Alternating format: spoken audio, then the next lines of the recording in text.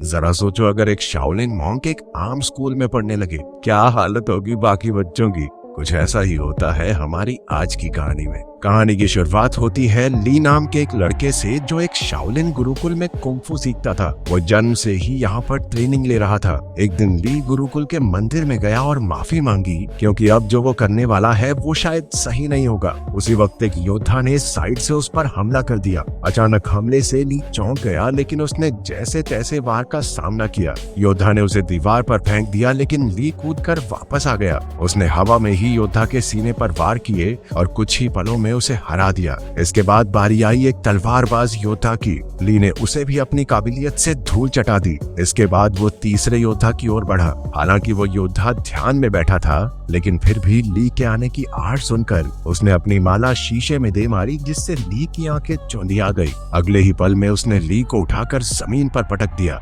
योद्धा बस जीतने ही वाला था कि ली फिसल कर बच गया और फिर दोनों में जबरदस्त लड़ाई शुरू हो गई। अंत में जीत ली की ही हुई। फिर वो मंदिर में सर झुकाकर बाहर चला गया। गुरुकुल के टीचर ने उसे बताया कि परीक्षा में उसने सबसे ज्यादा हुनर दिखाया है, इसलिए उसे शहर के नए स्कूल में जाने का मौका मिलेगा। शहर में वो 3 लोगों के परिवार के साथ रहेगा, जिसमें 2 बच्चे और एक उनका पिता है। वो आदमी दरअसल एक साइंटिस्ट है जो गुरुकुल के टीचर को जानता था। इसके बाद ली नए शहर की ओर रवाना हो गया। नए स्कूल में एक 15 साल का लड़का फैंग था, जो टाइकोंडो का खिलाड़ी था। उसकी छोटी बहन शैन शैन अपने भाई से बेहद प्यार करती थी। स्कूल के टाइकोंडो क्लब को लैन संभालती थी। वो फैंग के मुकाबले देखकर उसे उसकी कमियां बताती थी, ताकि वो और बेहतर हो सके। लैन का भाई तो एक नंबर का पेटू था। उसे हर वक्त खाने के सिवा कुछ नहीं सूझता था। वो चारों अच्छे दोस्त थे और आसपास ही रहते थे। दरअसल ली लैन के घर ही रहने आने वाला था। उनके पिता डॉक्टर हैन कड़ी मेहनत से काम में जुटे थे। उसकी पत्नी कई साल पहले गुजर गई थी, तो अब वो काम में मस्त रहता था। वो एक खास डिवाइस तैयार कर रहा था, जिस पर शहर के गुंडों की नजर थी। डॉक्टर हैन ने बच्चों को कॉल किया, पर लैन खुश नहीं थी, क्योंकि उसके पिता कभी घर ही नहीं आते थे। डॉक्टर हैन ने जल्द ही आने का वादा किया और उन्हें एक तोहफा खोलने को कहा, जो उसने घर पर भिजवाया था। असल में उस डब्बे में वही डिवाइस था जो वो गुंडे चुराना चाहते थे। तभी ली ने दरवाजा खटखटाया और लैन उसे अंदर ले आई। वो उसे उसका कमरा दिखाने ले गई और उधर उसके पिता को गुंडों ने बंदी बना लिया। उस गैंग के लीडर लैरी ने डॉक्टर हैन को धमकाकर उससे वो डिवाइस मांगा। डॉक्टर हैन ने कहा कि ऐसा तो कोई डिवाइस है ही नहीं। उसने बताया कि वो तो एआई टेक्नोलॉजी पर काम कर रहा है, जिससे कि उसके बच्चे अपनी माँ की आवाज वाले रोबोट से बात कर सकें।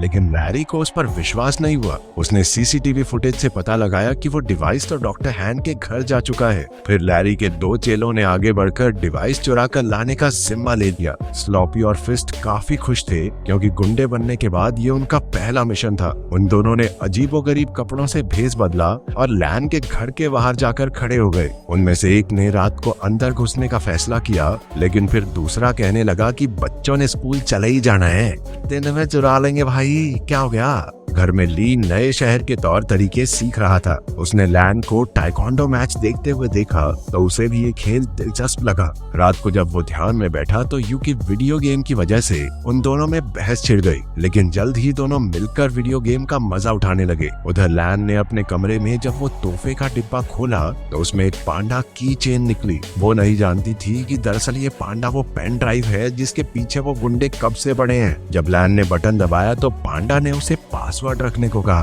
तभी लैन ने कहा कि कैसा पासवर्ड, और अनजाने में यही पासवर्ड सेट हो गया। फिर पांडा को ऑन करने पर उसे पता चला कि उसमें उसकी माँ की आर्टिफिशियल इंटेलिजेंस वाली आवाज है। अगली सुबह ली, यू और लैन के साथ स्कूल के पहले दिन के लिए निकल पड़ा। उन दोनों गुंडों ने बच्चों को बाहर जाते देखा और अपने प्लान को अंजाम देने का फैसला किया। लेकिन तभी उनमें से एक की नजर उस पैंडा की चेन पर पड़ी, जो लैन ने अपने बैग से टांग रखा था। अब उन्होंने लैन से वो डिवाइस छीनने का प्लान बनाया। रास्ते में लैन ने ली को फैंग से मिलवाया। उसी वक्त एक गुंडे ने चुपके से की चेन चुरा ली और वहां से भाग गया। तभी ली ने उसे देख लिया और अपनी फुर्ती दिखाते हुए उसने गुंडे को झट से पकड़ लिया। तभी फैंग भी उसका साथ देने आ गया और दोनों ने मिलकर उस गुंडे की खूब धुलाई की। लेकिन वो गुंडा अब भी नहीं माना और एक बार फिर से पैंडा चुरा कर भाग निकला। अब की बार उन सभी दोस्तों ने मिलकर उसे कचरे के डब्बे में फिट करके सड़क से लुढ़का दिया। फिर स्कूल में ली की क्लास के बच्चे एक शाओलिन योद्धा को देखकर हैरान रह गए।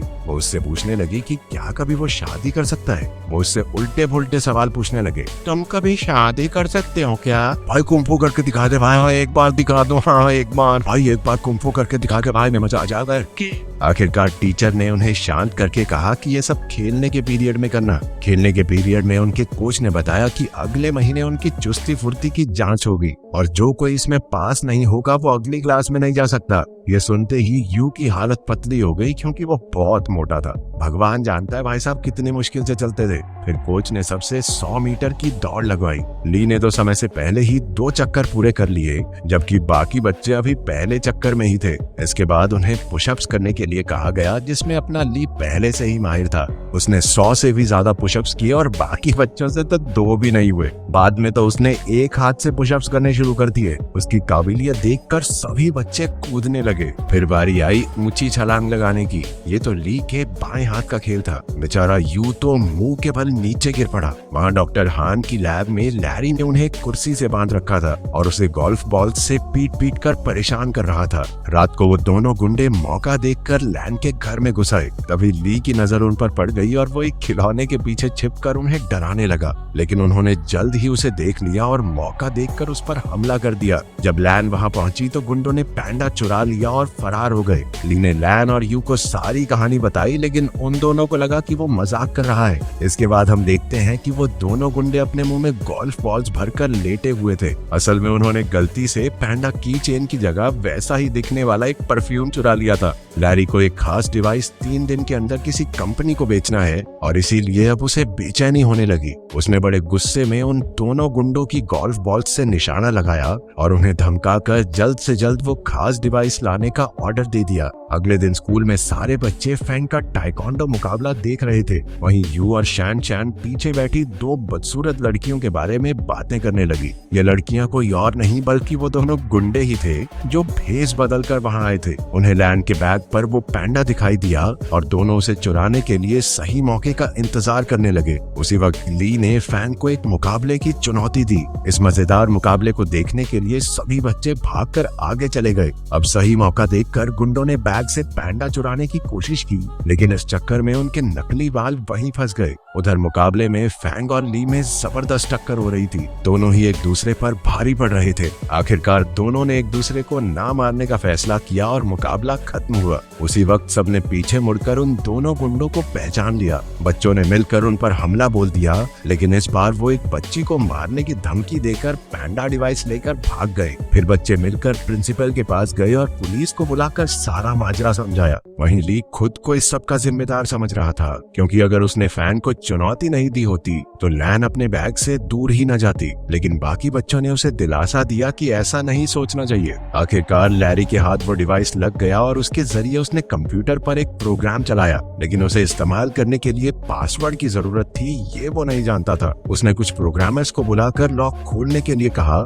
लेकिन पूरा दिन बीतने पर भी कुछ हाथ नहीं लगा। अब लैरी के गुस्से की सभी हदें पार हो गई थी। तभी उसने डॉक्टर हैन के फोन पर उसकी बेटी का मैसेज देखा। लैन चाहती थी कि उसके पिता उसके जन्मदिन के लिए कल घर आ जाएं। लैरी ने डॉक्टर हान की तरफ से कल पार्टी में पहुंचने का वादा कर दिया। अगले दिन लैन और उसके दोस्त जन्मदिन की पार्टी की तैयारी कर रहे थे। बाकी सब लैन को घर में अकेला छोड़कर उसके लिए तोहफे लेने गए। तभी लैन को उसके पिता का मैसेज मिला कि वो घर के बाहर आ गया है, लेकिन जैसे ही वो बाहर निकली उसे किसी ने अगवा कर लिया और गाड़ी में डालकर ले गया। उसी वक्त ली और उसके दोस्तों ने लैन को वैन में देखा और अपनी साइकिल्स लेकर उसका पीछा करने लगे। अंत में सब डॉक्टर हान की लैब में पहुंचे और लैन को ढूंढने लगे। वहीं लैरी और उसके बिजनेस पार्टनर में बहस छिड़ी हुई थी, क्योंकि लैरी उस खास डिवाइस को कल बेचने वाला था, लेकिन अब तक उसे उसका पासवर्ड तो पता नहीं। अब लैरी गुस्से में लैन के गले पर चाकू रखकर उससे पासवर्ड पूछने लगा। लैन ने जवाब दिया, कैसा पासवर्ड? और उसी वक्त वो प्रोग्राम चालू हो गया।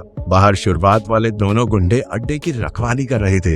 ली और फैंग ने उन पर हमला करके उन्हें कुछ ही पलों में चित कर दिया, लेकिन इसके बाद उनका सामना हुआ लैरी के आदमी ब्रैडली से। वो भी एक खतरनाक फाइटर था, इसलिए ली और फैंग मिलकर भी उसे हरा नहीं पा रहे थे। अंदर लैब में लैरी की डील पक्की होने ही वाली थी कि उसी वक्त यू ने आकर चुपके से अपनी बहन और पिता को रिहा कर दिया। ली ने भी वहां पहुंचकर गुंडों का मुकाबला किया। उसी वक्त लैरी पेन ड्राइव वाला बैग लेकर बाहर कार की ओर भागा, लेकिन डॉक्टर हान, यू और लैन ने मिलकर उसकी धुलाई कर दी। ली एक बार फिर से ब्रैडली के साथ मुकाबला करने में फैंग का साथ देने पहुंच गया। आखिरकार वो दोनों मिलकर उसे हराने में कामयाब हो गए। अंत में पुलिस भी वहां पहुंच गई और सारे गुंडों को पकड़ लिया। बाद में ली और यू को उनकी बहादुरी के लिए प्रिंसिपल ने मेडल दिए। अगर वीडियो पसंद आई तो लाइक कर देना, चैनल को सब्सक्राइब कर देना। मिलते हैं अगली वीडियो में।